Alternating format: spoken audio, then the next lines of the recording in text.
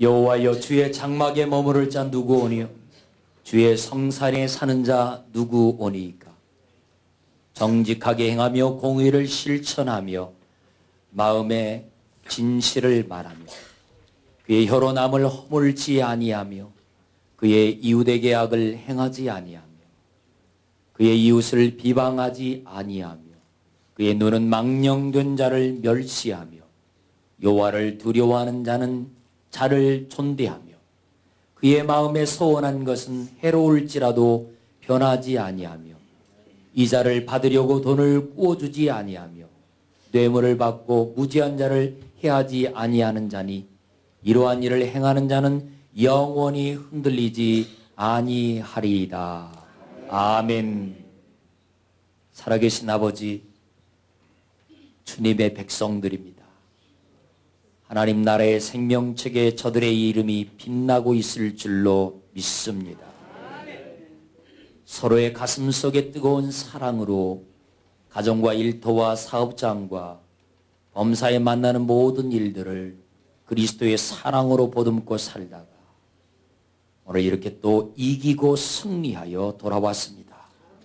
하늘문을 열어주시고 예배에 함께하신 온 성삼위 하나님께서 성도들의 각자의 머리 위에 강력히 임하사 기필코 또 한 번 은혜에 깊숙이 젖어들 수 있도록 역사에 주옵소서. 예배를 드리는 중에 겁과 두려움 떠나가고 걱정과 염려 떠나가고 기도의 제목은 응답되어지는 이 시간 되게 하옵소서. 예수 그리스도 이름으로 기원하옵나이다. 전능하사 천지를 만드신 하나님 아버지를 내가 믿사오며 그 외아들 우리 주 예수 그리스도를 믿사오니 이는 성령으로 잉태하사 동정녀 마리아에게 나시고 본디오 빌라도에게 고난을 받으사 십자가에 못 박혀 죽으시고 장사한 지 사흘 만에 죽은 자 가운데서 다시 살아나시며 하늘로 오르사 전능하신 하나님 우편 앉아 계시다가 저리로서 산자와 죽은 자를 심판하러 오시리라. 성령을 믿사오며 거룩한 교회와 성도가 서로 교통하는 것과 죄를 사하여 주시는 것과 몸이 다시 사는 것과 영원히 사는 것을 믿사옵나이다. 아멘.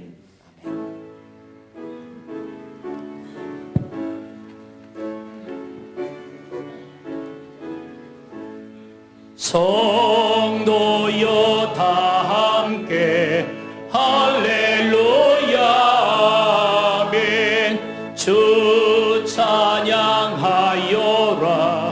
할렐루야 아멘. 주 보좌 앞에서 택하신 은혜로 다 찬송하여라 할렐루야 아멘. 만문을 열어라 할렐루야 아멘. 온 하늘 울려라 할렐루야 아멘.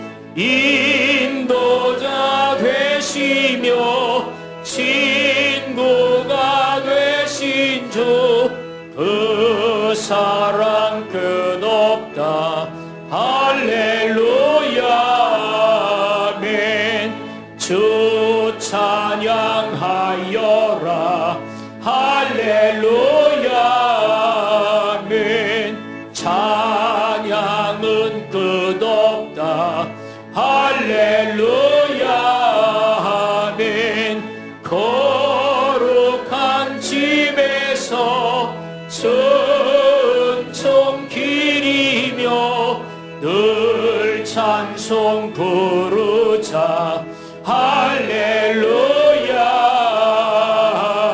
아멘.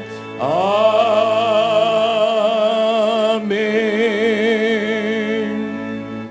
하나님 아버지 감사합니다.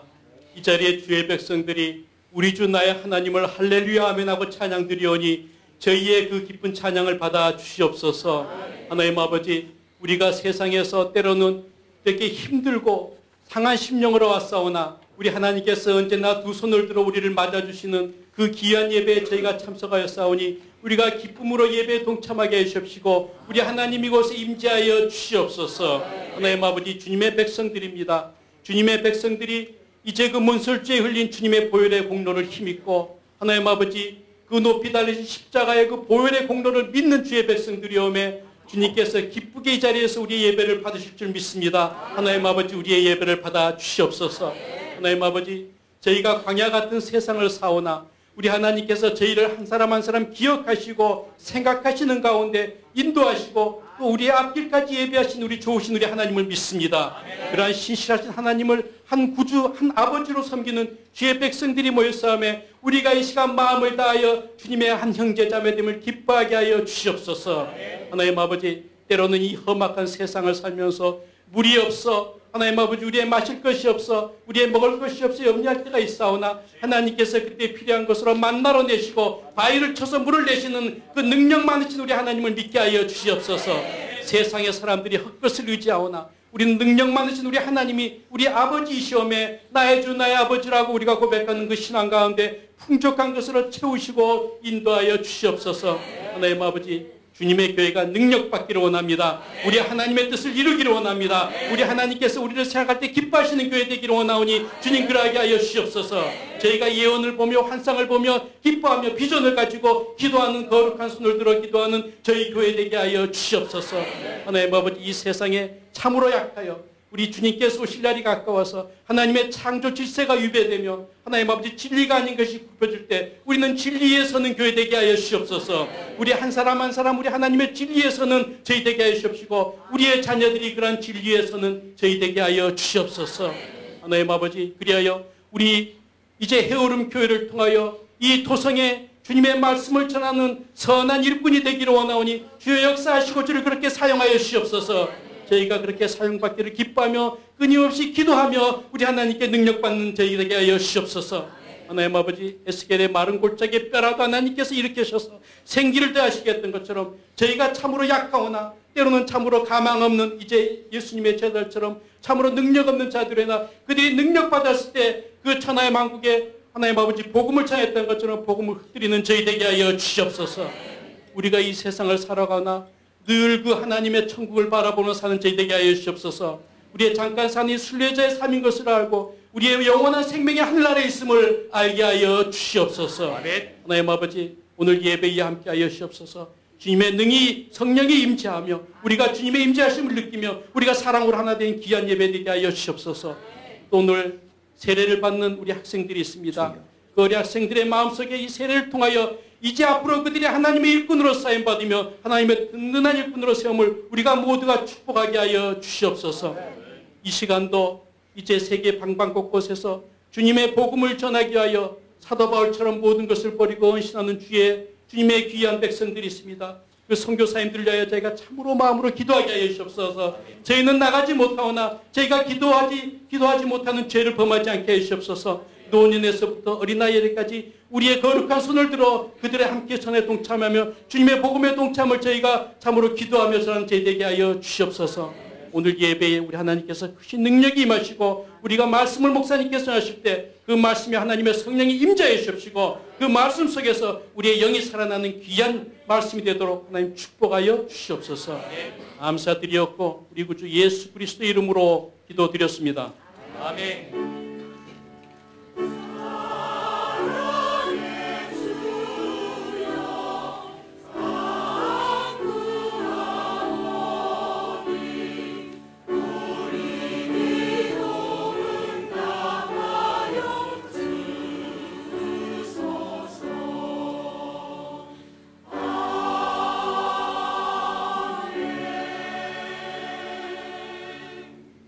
하나님 말씀 로마서 15장 22절부터 33절까지 보겠습니다.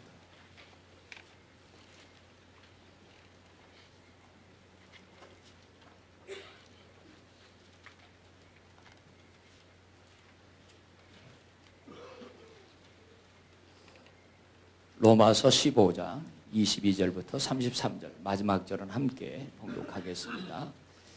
그러므로 또한 내가 너희에게 가려 하던 것이 여러 번 막혔더니 이제는 이 지방에 일할 곳이 없고 또 여러 해 전부터 언제든지 서바나로 갈 때에 너희에게 가기를 바라고 있었으니 이는 지나가는 길에 너희를 보고 먼저 너희와 사귐으로 얼마간 기쁨을 가진 후에 너희가 그리로 보내주기를 바람이라. 그러나 이제는 내가 성도를 섬기는 일로 예루살렘에 가로니 이는 마게도냐와 아가야 사람들이 예루살렘 성도 중 가난한 자들을 위하여 기쁘게 얼마를 연보하였음이니라. 저희가 기뻐서 하였거니와 또한 저희는 그들에게 빚진 자니 만일 이방인들이 그들의 영적인 것을 나누어 가졌으면 육적인 것으로 그들을 섬기는 것이 마땅하니라. 그러므로 내가 이 일을 마치고 이 열매를 그들에게 확증한 후에 너희에게 들렸다가 서바나로 가리라. 내가 너희에게 갈 때에 그리스도의 충만한 복음을 가지고 갈 줄을 아노라. 형제들아, 내가 우리 주 예수 그리스도와 성령의 사랑으로 말미암아 너희를 권하노니 너희 기도에 나와 힘을 같이하여 나를 위하여 하나님께 빌어 나로 유대에서 순종하지 아니하는 자들로부터 건짐을 받게 하고 또 예루살렘에 대하여 내가 섬기는 일을 성도들이 받을 만하게 하고 나로 하나님의 뜻을 따라 기쁨으로 너희에게 나아가 너희와 함께 편히 쉬게 하라. 평강의 하나님께서 너희 모든 사람과 함께 계실지어다. 아멘.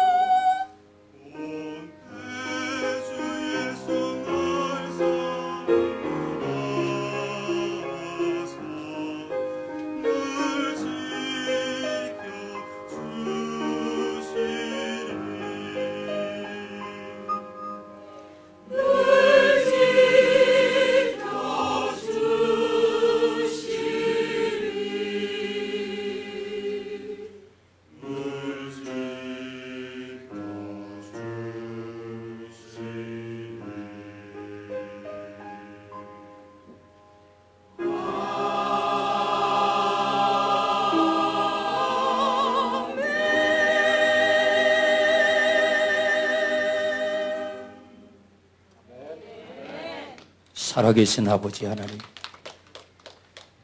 저 멀리 배는 시온성을 향해 거룩한 걸음을 기꺼이 복음 안고 달려가는 이 땅에 아직도 사명이 있어 남겨진 해오름교의 거룩한 지체들을 주님의 빈들에서 올려지신 축사하셨던 그 손으로 이 시간 어루만져 주시옵소서.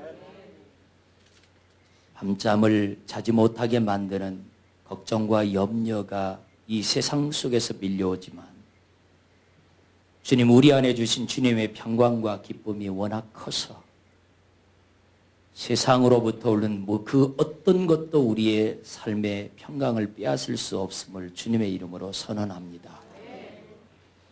주님, 이 시간에도 주께서 주실 이 복음의 불을 붙여주시고 우리의 심령의 기도의 제목들이 응답되며 듣고 가슴 소리면서 하나님의 응답을 기다려왔던 주의 성도들이 오늘 이 시간에 고개를 들기 전에 주의 은혜와 영광을 바라보게 하옵소서.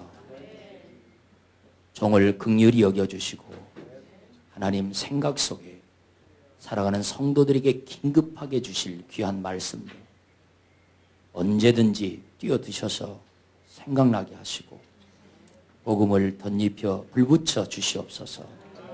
전하는 종이나 듣는 우리 온 성도들이 한 가지로 성령님과 더불어 깨달으며 은혜 받는 귀한 시간이 되게 하옵소서. 예수님 이름으로 기도드리옵나이다. 아멘. 우리 해오름 찬양대 찬양 하나님 앞에 영광 돌려드려 감사합니다. 본향 그 마지막 길을 나서면서 라고 하는 사도 바울의 마지막 편지 같은 그런 영적인 음성을 우리 함께 듣겠습니다. 오늘 이 사도 바울의 그 편지의 전체적인 분위기를 보면은 꼭 마치 마지막 인생을 마무리하고 주섬주섬 당신이 떠난 그 자리에 누가 오면 혹시 흐트러져 버린 어떤 것 때문에 좀 신경을 쓰는 것 같은, 내가 어느 날 갑자기 하나님이 나를 부르시고 난 다음에 내가 살면서 만지고 사용해왔던 그 물건들이 흐트러져 있으면 누군가가 그 모습을 볼 때에 나에 대한 어떤 인상이 좀 손해가 될까 봐 주변을 막 정리하는 것 같은 느낌이 들어요. 이 편지를 적고 있었을 때가 사도 바울이 AD 57년경 고린도에 머물러 있었을 때입니다. 세 번째 전도 여행 끝자락입니다. 요 전도 여행 끝나고 예루살렘으로 와서 마지막 4차 전도 여행을 가고는 사도 바울은 다시 있던 그 자리로 돌아오지 못합니다. 역사적으로 보면 사도 바울이 그 편지를 적고 있었을 때는 몰랐으나 그가 예루살렘으로 향하여 나아가고 있는 그 자신을 바라보면서 성령님께서 사도행전 20장과 21장에서 해주셨던 음성을 듣고 아무래도 내가 이곳으로 다시 돌아오지 못할 것 같아요. 그렇게 말하고 있는 내용이 있어요. 그 무렵입니다. 그 무렵. 자, 그런데 요 마지막 편지와 같은 내용을 로마에 있는 그리스도인들에게 적으면서 지난주 주일 우리가 살폈던 말씀 가운데 은혜로, 하나님의 은혜로 된 그리스도의 일꾼이 되어 하나님의 복음을 가지고 복음의 제사장으로서 이방인들을 하나님의 거룩한 제물로 드리자, 이런 메시지를 바울이 적었었습니다. 은혜를 받은 그리스도 일꾼이 먼저 되고, 먼저 되고, 그 다음에 이방인들을 제물 삼아 번제단에 올려 하나님 앞에 향기로운 제물이 되게 하자. to do.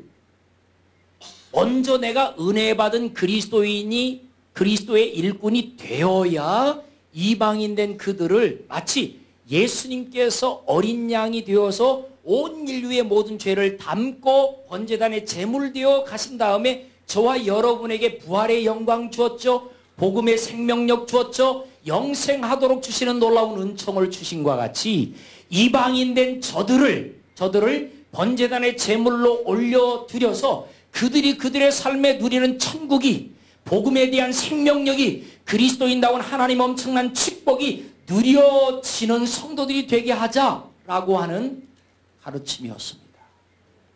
그러면서 바울이 하는 말이, 그들이 내가 복음의 제사장이 되어서 그 이방인들을 제물 삼아 그 이방인들이 하나님이 주시는 축복으로 누리는 성도가 되게 하려면 은혜 받은 그리스도인 일꾼인 내가 어떤 모습을 가져야 다른 사람을 행복하게 만들고 다른 사람 속에 생명력을 불어넣을 수 있는 은혜의 통로가 될 수 있느냐, 그 말이에요. 이것을 우리가 알기 위해서 성경 출애굽기로 가서 잠깐 살펴야 될 내용이 있어요. 출애굽기 27장 3절에 보면 바로 번제단의 제물이 하나님에게 영광스러운 제물로 활활 타오를 수 있도록 도와주는 번제단 주위에 5개의 도구가 있습니다. 이 도구가 없이는 이 번제단의 제물이 올라가기는 갔는데 여기에서 막 그름이 생기고 먼지가 사방에 날려가지고 그냥 성막을 아주 잿더미로 만들 수가 있기 때문에 이 5개의 도구가 아주 중요합니다. 예수님께서는 바로 번제단의 이 5개의 도구를 완벽하게 갖추신 분이었어요. 사도 바울은 그리스도의 십자가를 바라보면서 복음의 능력을 깨달으면서 이 5가지 요소가 이 사도 바울 속에 서서히 은혜롭게 정착되어 갔다니까요. 그 영적인 거룩한 기질이 있었단 말이죠. 여러분, 우리 헤어론교회 성도인 저와 여러분들이 하나님 앞에 이 도성 안에서 수많은 영혼들에게 기쁨을 주고 그들이 나를 통하여 그리스도를 만날 수 있도록 돕는 도구가 되려면 이 번제단의 5개의 아주 아름다운 이 도구의 기능과 기질을 갖추어 가야 된다라고 하는 사실을 이 종 강력히 주장하는 바입니다. 강력히. 출애굽기 27장 3절, 재를 담는 통과 부삽과 대야와 고기 갈고리와 불을 옮기는 그릇을 만들 때 단의 그릇을 다 노수로 만들라, 이렇게 말씀하셨어요. 자, 번제단의 5 도구 가운데 첫 번째는 재를 담는 통입니다. 이름하여 재통입니다. 이렇게 얘기하면 혹시 재떨이를 생각하시는 분이 계실지 모르겠어요. 재떨이가 아닙니다. 재를 담는 통입니다. 이 번제단에 재를 담는 이 통은요, 매우 중요합니다. 성막 전체에 날리는 재가 날아다니지 못하도록 재를 담아두는 곳이에요. 그 재를 담고 뚜껑을 덮어놓으면 아무리 바람이 불어도 그 어떤 환경 속에서 이 재가 날리질 않아요. 예수 그리스도는 저와 여러분의 모든 죄를 다 담아버리신 재통이셨습니다. 사도 바울은 자기가 죄인 중에 괴수라고 깨달으면서 자기보다도 다 남을 낮게 여기었습니다. 자기가 죄인 중에 괴수가 되어지니까 아름다운 재통이 담겨지면서 다른 사람의 삶 속에서 죄가 날리는 것을 성큼성큼 다가가 그들의 날리는 죄를 전부 다 담을 수 있는 사람이 되었다란 말이죠. 다른 사람의 흠과 연약함과 부족함이 눈에 아무리 띄어도 사도 바울은 그것을 다 담을 수가 있었습니다. 예수님은 저와 여러분의 약함을 강함되게 하시기 위하여 십자가의 죽으심으로 우리의 모든 것을 다 담아주셨습니다. 성도는 거룩한 재통이 되어야 할 줄로 믿습니다. 나보다도 남을 낮게 여길 수 있는 건강한 마음이 바로 이 재통이 있는 성도인 것입니다. 두 번째는 부삽입니다. 부삽은 번제단에서 제사를 지내고 난 뒤에 동물들이 올라가서 불태워지기 때문에 거기에 기름때들이나 여러 가지들이 이렇게 찌들기 시작합니다. 여러분, 번제단에 불이 활활 타올라도요, 여러분, 우리가 어쩌다가 한 번씩 와서 예배를 드릴 때 뜨거운 가슴으로 활활 타오르는 은혜도 보아야 하지만, 여러분, 신앙의 눈높이를 깊이 가지고 있는 분은 활활 타오르는 은혜로운 그런 화려함만 보지 아니하고요, 내 삶의 어느 한 언저리에 기름때가 혹시 쪄들어가고 있지는 않는가도 살필 줄 안다 그 말이죠. 내 삶 속에 쪄들어가고 있는 이 기름때들을 벗겨내려면 이 부삽이 필요합니다.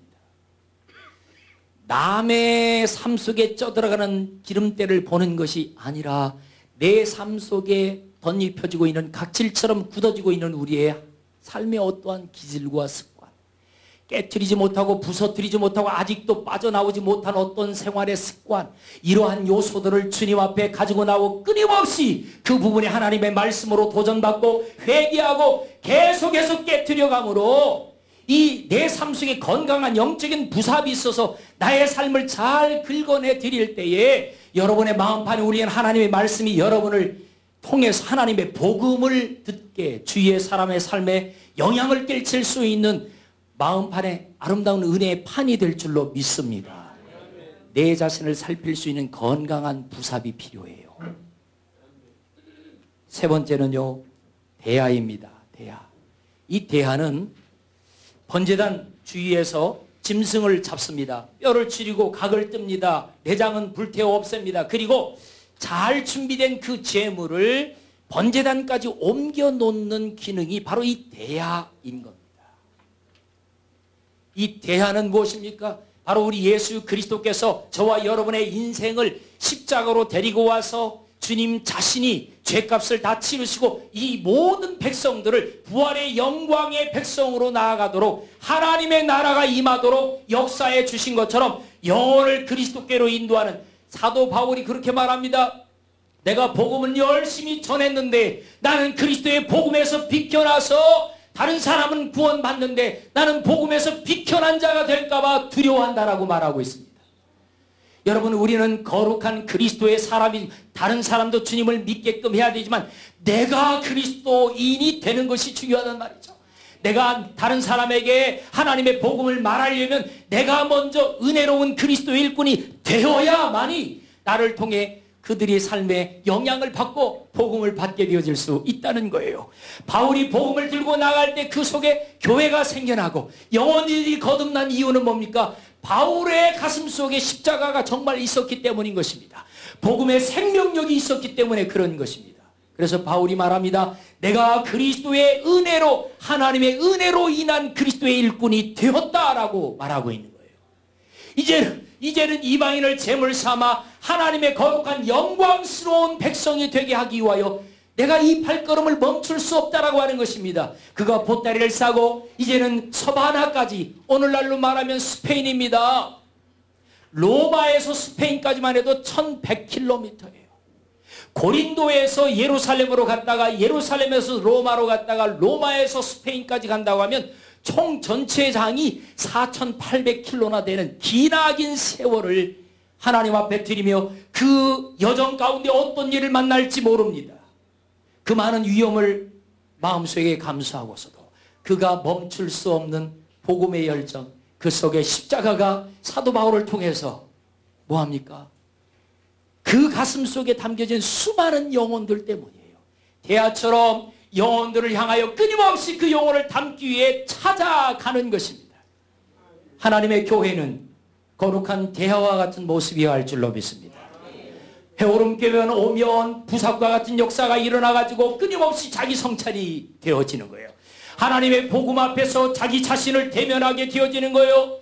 말세를 만난 성도들에게 거울과 같이 경계의 말씀으로 이 복음을 증거하였다라고 하는 거죠. 하나님의 말씀 앞에 대면하여 서면 남의 것보다도 내 자신이 더 크게 보여져요. 내 죄의 허물들이 다 크게 보여져요. 그래서 그걸 내려놓다가 보면 삶 속에서 기쁨과 감사와 감격이 일어나는 것이죠. 그리고 난 다음에 영혼이 보여요. 영혼을 마음에 품고 데리고 하나님께 나아올 때마다 그 삶의 기쁨이 넘치게 되는 거예요. 거룩한 대야. 네 번째는요, 갈고리입니다. 갈고리는 어떤 역할을 하냐면 번제단 위에 올라가 있는 그 제물과 제물 사이를 엮어주는 역할을 합니다. 흐트러지지 않도록 잘 붙들어주는 역할을 하는 거예요. 여러분, 저와 여러분 안에는 정말 갈고리와 같은 영적 기능이 있어야 될 줄로 믿습니다. 성도와 성도 사이를 잘 붙들어주고 사랑의 끼로 하나 되어주고 그 사이 속에 들어가서 증보해주고 하나님 앞에 함께 영광을 돌려드리고, 은혜 있는 자리면 함께 가자라고 초청하고, 은혜 있는 자리면 함께 가자고 초청할 수 있는 삶, 그리고 은혜로운 곳에 함께 모여 있는데도 거기에서 은혜의 역사가 강력하게 일어나지만 A와 B 사이에서 어떤 그름이 생길 수 있고요, 찌들어지는 어떤 관계의 때들이 낄 수가 있습니다. 요때 이 둘 사이를 잘 긁어주는 삶, 이게 건강한 갈고리의 영적 기능인 줄로 믿습니다. 할렐루야. 마지막은요, 불을 옮기는 화로예요. 번제단은요, 불을 옮기는 화로가 필요한데 아무 불이나 담는 게 아닙니다. 하나님이 주신 불, 그 불씨, 하나님이 주신 불씨가 꺼지면 큰일 나는 거예요. 예. 하나님의 불씨를 꺼트려 버리고 다른 불로 제사를 지내다가 하나님 앞에 목숨을 빼앗긴 영혼들이 있습니다. 여러분, 하나님의 교회는 세상에 불을 붙이는 곳이 아닙니다. 하나님의 교회는 하나님의 불만을 나누는 자리여야 합니다. 이 불을 옮겨주는 성도, 가슴이 뜨거울 때 성령의 불로 뜨거운 여러분 되시길 바랍니다. 세상 불로 뜨거우면 이상한 일이 벌어져요. 교회도 하나님의 불로 뜨거워지기를 바라요. 할렐루야. 이처럼 사도 바울이 이 5개의 영적 기능, 이것을 가진 자가 복음의 제사장이 되어 라고 하는 말이에요.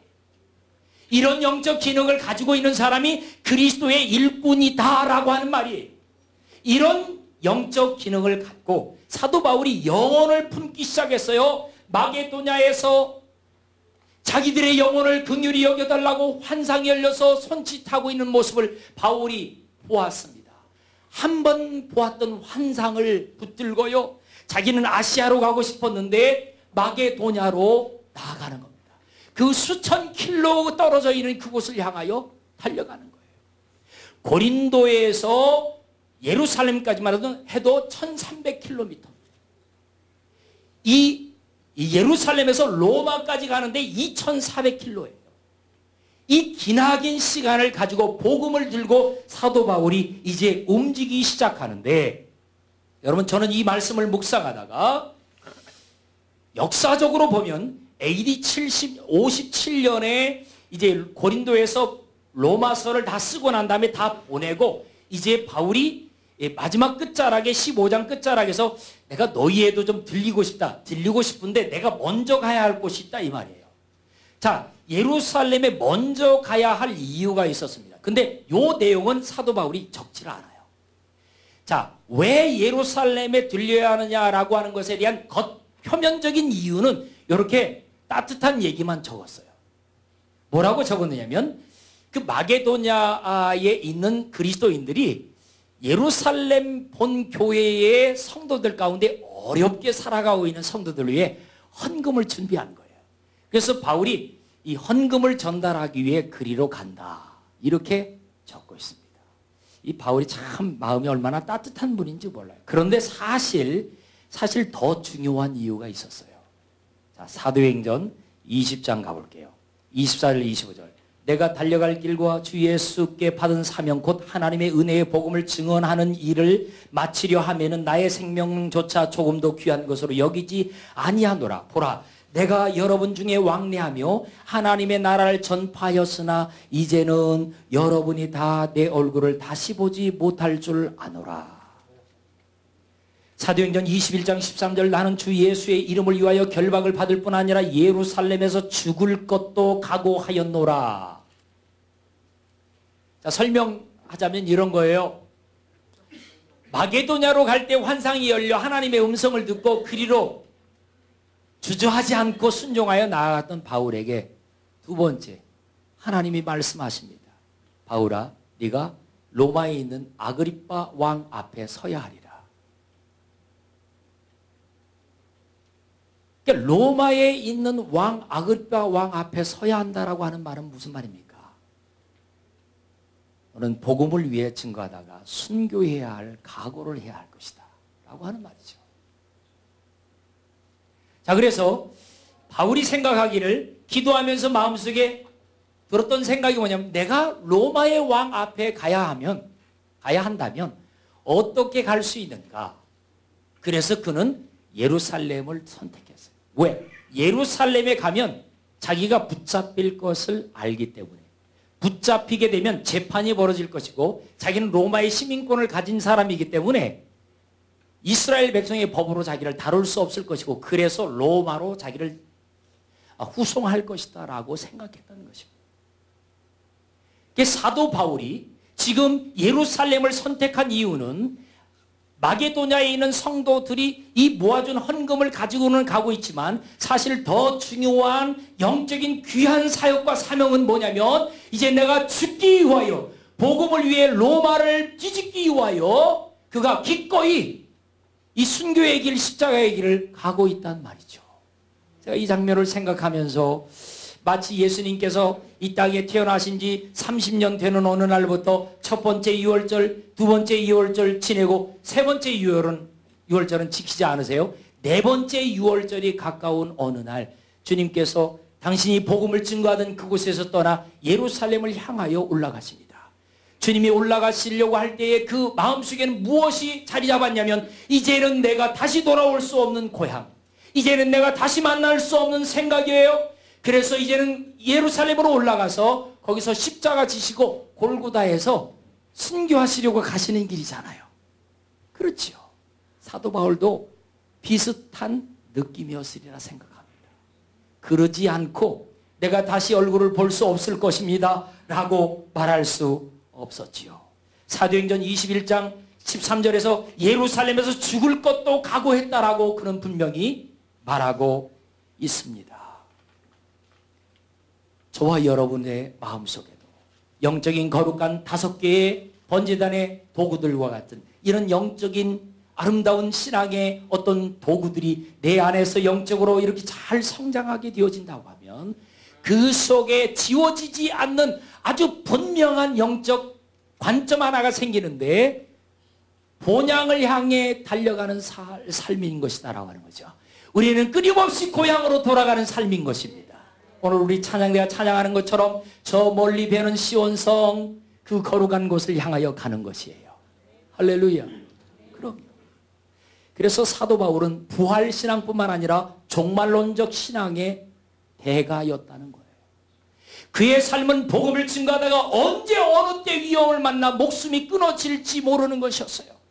언제든지 그는 죽을 각오를 가지고 복음을 증거했다라고 말합니다. 죽을 것도 각오하였다. 할렐루야. 저는 히브리서 11장을 읽으면서 늘 마음속에 그리워하는 귀한 신앙의 선배들이 많이 있어요. 이 사람들은 다 믿음을 따라 죽었다라고 말합니다. 그들이 이제는 더 나은 본향을 사모하니 곧 하늘에 있는 것이라고 말하고 있습니다. 바울이 바라봤던 고향은 하나님의 나라의 고향이었어요. 그는 다소로 돌아가려고 하지 않았어요. 그가 난 고향이에요. 다소를 떠난 그날 이후로부터 그는 한 번도 고향으로 돌아가 보지 못했어요. 복음을 위하여 세상을 유리하며 증거했던 복음 전도자의 삶을 끝까지 달려갔어요. 여러분, 하나님께서 저와 여러분들에게 주신 이 복음은 저와 여러분을 먼저 하나님의 본향, 고향을 생각나게 하신다는 사실을 기억하십시오. 우리는 끊임없이 고향으로 돌아가기 위해 달려가야 돼요. 300년 동안이나 하나님과 동행하면서 살았던, 그리고 그렇게 하나님과 동행하며 살던 삶의 헌신과 섬김 때문에 죽음도 보지 않고 하나님의 나라에 들어갔던 에녹처럼 말이죠. 내 친척 아비 집을 떠나라 갈 바를 알지 못하고 떠나갔다가 믿음의 초상이 되었던 아브라함처럼 생애 인류 역사상 가장 의로움의 선명한 기준이 되었던 노아, 하나님의 복음을 지키고 선명하게 의롭게 살아갔던 노아, 그를 통해서 새 역사를 써가게 하시는 것을 보면 그 역시 하나님의 마음의 고향이 분명히 있었던 성도인 것을 우리는 알고 있습니다. 바울의 마지막 전도 여행을 보면 그 속에 복음이 계속해서 꿈틀꿈틀 바울을 움직이게끔 만들었어요. 복음이 어떤 영혼을 만나 전도했는데 그 영혼이 복음을 만났어요. 죽음에서 생명으로 옮겨졌어요. 그 옮겨진 생명력, 그 생명이 임했을 때 그 영혼 때문에 사도 바울은 끊임없이 고향을 생각하게 되었어요. 복음은 저와 여러분으로 하여금 하나님의 나라를 생각하게 한다는 사실을 기억하십시오. 이 땅에 안주한 사람이 아니라 하나님의 나라로 어떻게 돌아가야지 라고 하는 것을 끊임없이 도전하고 있다라고 하는 것이에요. 갈라디아서 6장 14절. 내게는 우리 주 예수 그리스도의 십자가 외에 결코 자랑할 것이 없으니 그리스도로 말미암아 세상이 나를 대하여 십자가에 못 박히고 내가 또한 세상에 대하여 그러하리라 라고 말씀합니다. 갈라디아 6장 17절. 이후로는 누구든지 나를 괴롭게 말라 내가 내 몸에 예수의 흔적을 가졌노라. 할렐루야. 복음의 흔적을 가진 여러분, 저와 여러분은 복음 때문에 살게 됐어요. 복음 안에 보면 생명의 길이 보입니다. 복음 안에 보면 인생의 길이 보입니다. 복음 안에 놀라운 비밀이 있기 때문입니다. 사도 바울이 고백한 복음을 보면 고린도후서 2장 10절 그리스도의 복음이라, 그리스도로부터 온 복음이라고 말했어요. 에베소 1장 13절에 보면 구원의 복음이라고 그래요. 복음 안에 구원의 능력이 있다라고 하는 말씀이에요. 에베소 6장 15절에 보면 평안의 복음이라고 그랬어요. 복음을 우리가 깨닫게 되면 내 안에 하나님이 주신 평강이 누려진다라고 하는 것이에요. 계시록 14장 6절에 보면 이 복음은 영원한 복음이래요. 복음에 접붙여지게 되면 그 생명이 영원하다. 세상에 묶이지 않습니다. 이 복음 안에는 생명이 있습니다. 소망이 있습니다. 능력이 있습니다. 비밀이 있습니다. 은혜가 있습니다. 이 복음이 바로 여러분을 위해 지금 이미 여러분 안에 역사하고 있는 바로 그 복음이요. 비록 내가 그 복음 앞에 정말 때로는 좀 연약해서 또 반복적으로 나의 옛 습관에 무너질 때가 있지만 그럼에도 불구하고 그 복음은 여러분을 포기하지 않았어요. 여러분이 넘어질지라도 그 복음이 그 넘어진 그 자리에서 반드시 여러분을 일으켜 주실 줄로 믿습니다. 이것이 복음의 능력입니다. 요즘에 한국에 한참 뜨는 젊은 교수 한 분이 있어요. 김창옥 교수라고. 이분은 서울여대 기독교 교육학과 교수인데요. 이분이 이제 강의하는 내용 중에 그레이스라고 하는 소녀의 이야기를 해요. 말씀을 묵상을 하다가 그 소녀의 이야기가 이렇게 마음속에 이렇게 생각이 났어요. 좀 여러분과 잠깐 나누려고 하는데 이 그레이스는 어렸을 적에 이 미국에서 이제 어느 한 마을에 마마가 돌아왔어요. 그 고을에 있는 모든 자기 또래 아이들이 세상을 떠났습니다. 이 그레이스도 거반 죽음에 이르렀을 때 얼굴에는 열꽃이 가득하고 다 얽히설키 아주 다 무너진 거죠. 그만 죽을 것 같았어요. 그런데 9.4.1 성령으로 하나님이 정말 그 그레이스를 살려줍니다. 살아났어요. 고침받았어요. 그런데 얼굴은 엉망이죠. 네? 다 상처 얼굴이 가득한 겁니다. 그 열꽃 때문에. 이 아이가 이제 초등학교를 들어가게 되면서부터 그 얼굴에 그 상처 때문에 어려움을 겪기 시작합니다. 친구들이 놀려요. 학교를 갔다가 집으로 돌아오면 늘 울면서 올 수밖에 없었습니다. 그걸 안 어머니가 그레이스에게 이렇게 얘기를 해줍니다. 그레이스야,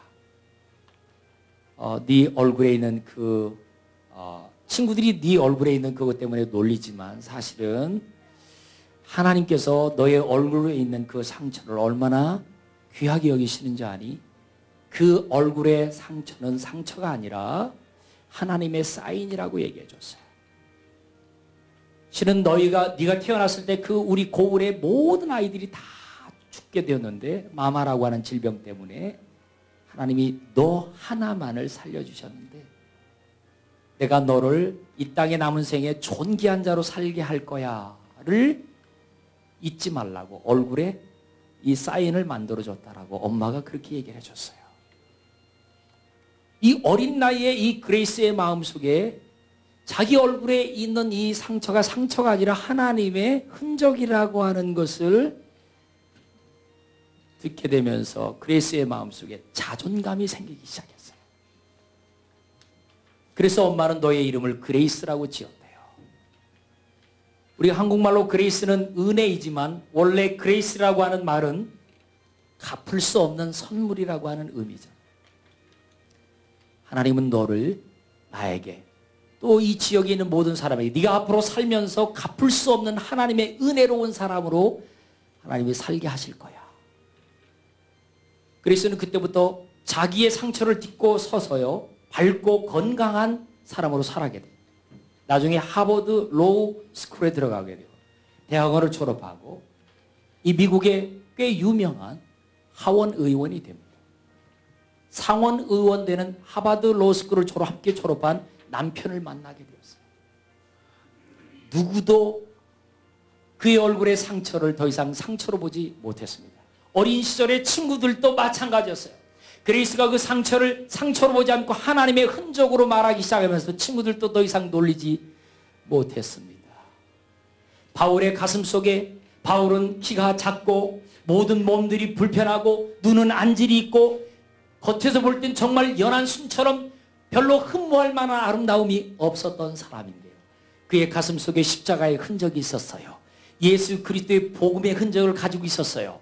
그 놀라운 일은 그가 그리스도의 흔적을 가졌다라고 외치는 그 자리에서 많은 사람들이 그 속에 십자가의 흔적을 함께 나누어 가지게 되었고 그리스도와 접붙여지는 놀라운 영적인 역사들이 일어났다라고 하는 사실입니다. 복음은 여러분을 위해 주님이 남기신 것입니다. 사도 바울이 지금도 이렇게 목이 쉬라 외치고 있는 이유는 바로 여러분들이 그리스도의 거룩한 은혜로운 일꾼이 되어 나와 같이 그렇게 남은 생애를 살아달라고 부탁하고 있는 것입니다. 여러분 자신에게 물어보십시오. 나에게 복음은 도대체 무슨 의미가 있는지 기도하십시다. 복음은 얼마나 저와 여러분에게 실제가 되었는지, 여러분 언제 예수님의 십자가의 죽으심이 여러분의 것이 되셨습니까?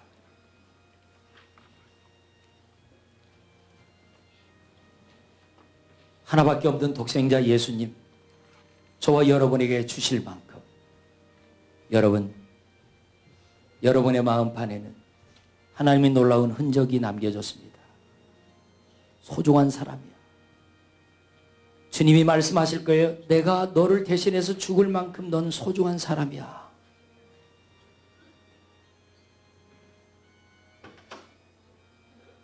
내가 이처럼 너를 사랑했다. 그 말 한마디면 충분합니다. 그 말씀 한마디면 나를 감동시키기에 충분합니다. 천지를 창조하신 창조주, 피조물인 나를 위해 생명을 주셨다는 그 사랑의 표현 외에 무엇가 더 필요하겠어요? 예수님 한 분이면 전부입니다. 주님은 나의 전부입니다. 어떤 사람은 말할 거예요. 야, 교회가 밥 먹여주냐? 성경이 밥 먹여줘? 밥 먹여준다고 말하십시오. 교회가 밥 먹여주잖아요. 친교실에서. 그러나 여러분, 너희들이 먹는 밥과 우리가 먹는 밥은 다르다. 하나님의 백성이 먹는 영적인 양식과 세상의 사람들이 먹는 음식은 다릅니다. 여러분, 예수면 답니다. 예수 그리스도께서 나에게 다일 뿐만 아니라 믿지 아니하는 믿다가 낙심한 그들에게 찾아가 예수님이 다인 것은 나만 다가 아니라 너에게도 당신에게도 그리스도가 다일 수 있습니다. 외쳐주시기 바랍니다. 복음을 부끄러워하지 마십시오. 여러분, 때로 저와 여러분들은 넘어질 수 있어요. 때로 우리는 부서질 수 있어요. 그러나 넘어짐보다 그 부서짐보다 더 큰 사랑으로 주님의 십자가를 통해서 저와 여러분을 일으키고 계신 주님 보셔야 합니다. 그 무엇도 우리를 깨트릴 수 없습니다. 하나님의 은혜가 저와 여러분 안에 일어날 줄로 믿습니다. 영광을 받아 주옵소서. 주님, 주의 백성들 이 영혼들을 받아 주시옵소서. 예수 그리스도 이름으로 기도합니다.